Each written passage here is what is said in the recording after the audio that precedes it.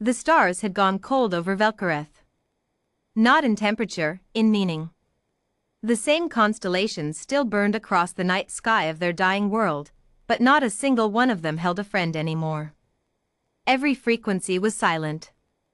Every diplomatic channel had been politely, professionally, permanently closed. The Galactic Conclave had spoken, and the Conclave's verdict was the closest thing to universal law that the galaxy possessed.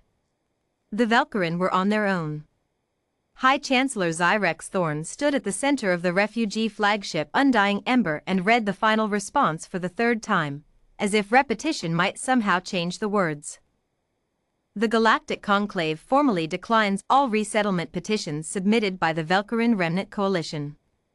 Member civilizations bear no obligation under Statute 7 Omega to accept displaced populations originating from systems classified as active destabilization zones. The Conclave extends its sympathies. Its sympathies. 319 million people, and the galaxy extended its sympathies. Sir. Lieutenant Joe's voice came from the communications console, quiet, careful, the voice she used when she was working hard not to let her own feelings contaminate the bridge's atmosphere. She was young, younger than most of the surviving officers, with wide amber eyes that had aged considerably in the past 6 months. The last resupply convoy from the Threlian Union has reversed course. They're not coming. Zyrex didn't answer immediately.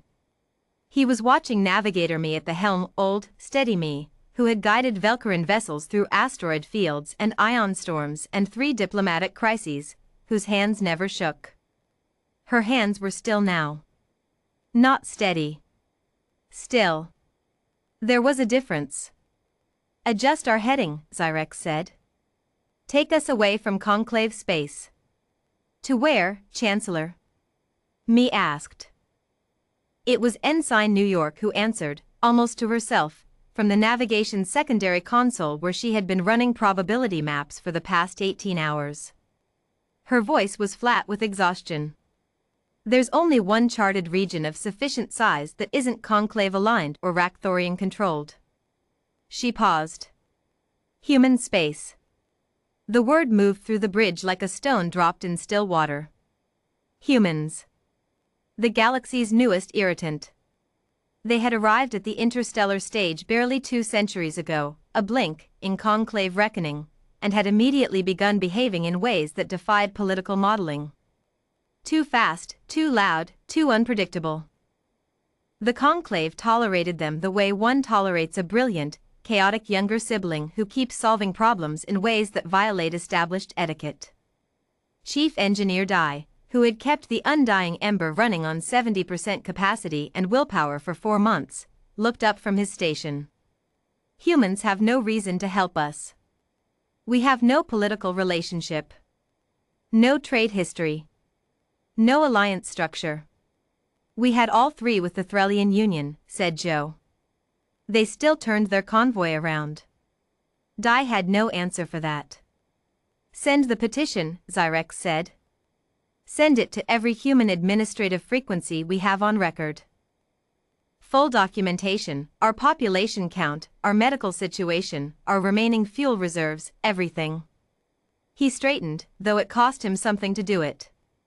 Let them see the whole picture and make their own decision. Signals Officer High, who had not slept in 36 hours and looked like it, turned to his console and began to transmit. Admiral Ethan Cross received the Velkarin petition at 0400 hours aboard the HSF Resolute, because the HSF Resolute was where he spent most of his hours and 0400 was no different from any other. He ran it once, straight through, without stopping. Then he opened a second channel. Get me Wa. Commander Wa, his chief of diplomatic operations, the person on his staff most likely to be awake at 0400 because she, too, treated sleep as a resource to be efficiently rationed, appeared on screen inside 90 seconds, already in uniform. She had the particular expression she wore when she already knew what the call was about. The Velkarin petition, she said. You've read it. I've been reading it for the last hour. We pulled something up on her end, off-screen. Admiral, I want to be clear about the full diplomatic picture before you say what I think you're about to say. If we accept the Velkarin petition, we are extending sanctuary to a population the Conclave has officially designated a destabilization liability. That is a direct political challenge to Conclave authority.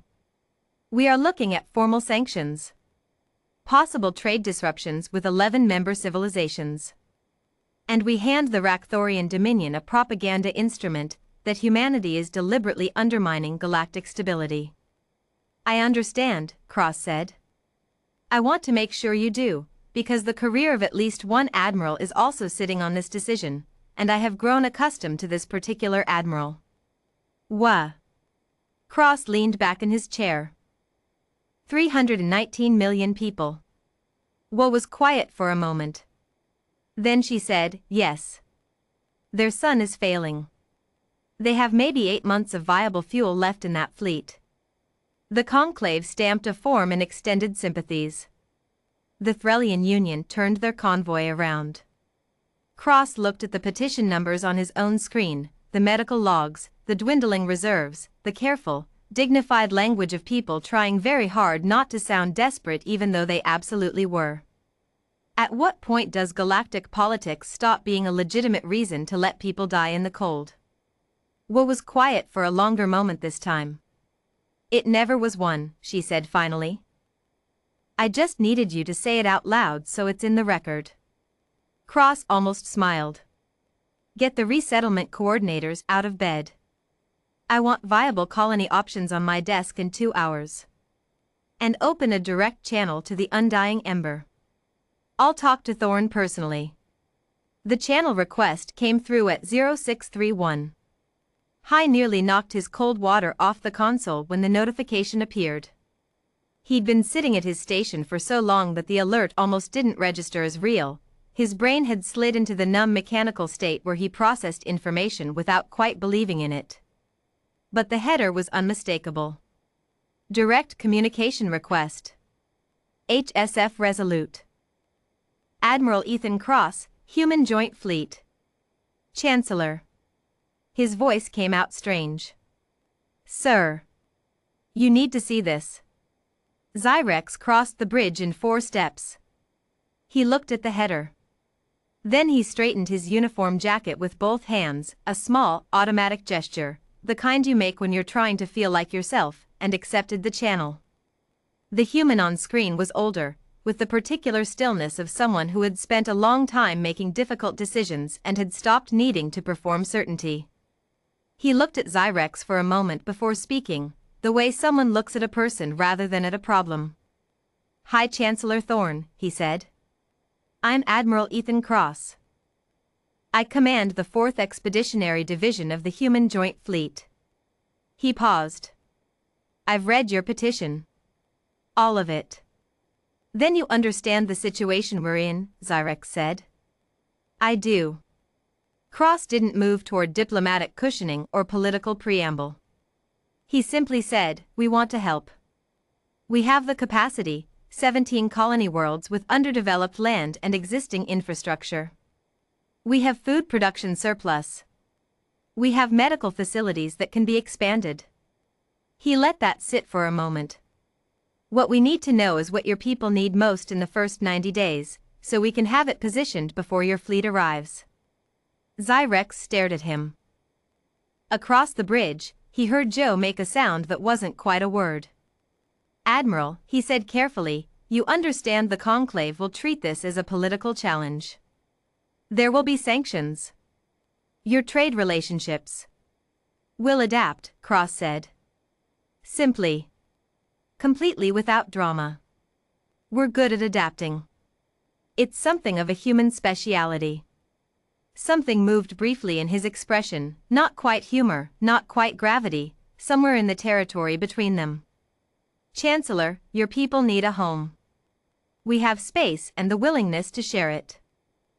I've read every argument for why we shouldn't do this, and none of them are actually about your people, they're about us and our political positioning. That's not a good enough reason. Jo had her hand over her mouth. Dai had stopped pretending to check his console.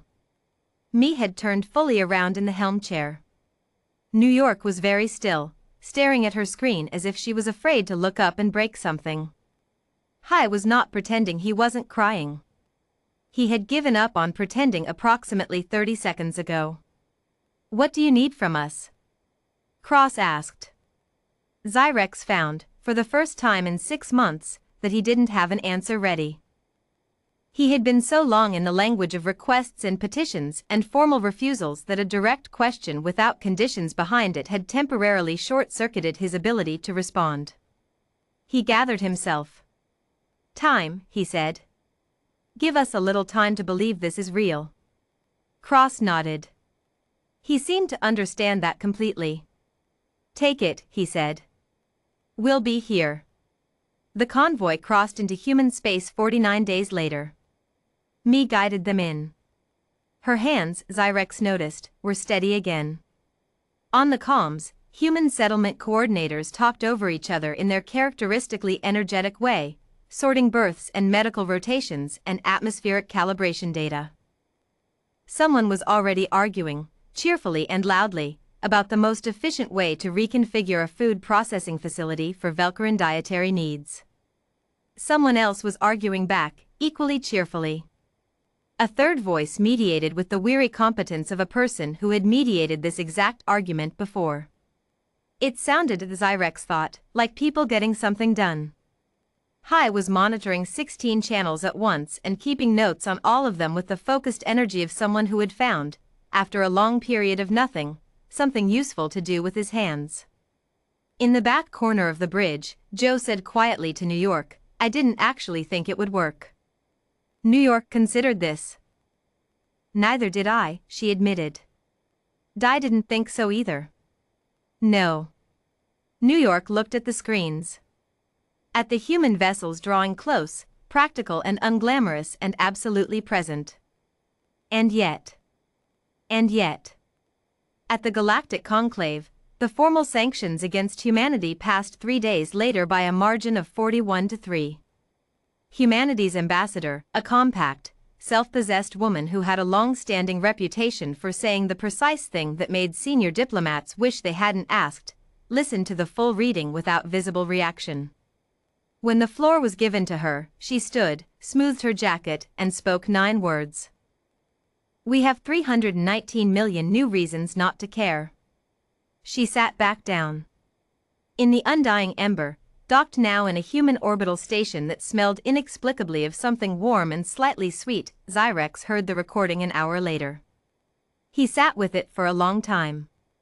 Then he thought of Joe, who had said at least the humans haven't said no yet, when everyone else had already closed the door.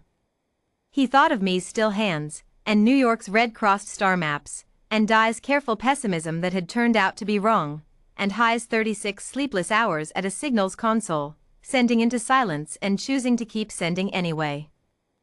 He thought of a human admiral who had read every reason not to help and set them aside because they weren't actually about people. The conclave had done the mathematics and come up with an answer. Humanity had done the mathematics and come up with a different one. Zyrex decided, in the quiet of a docked ship that was no longer running out of time, that he very much preferred humanity's math.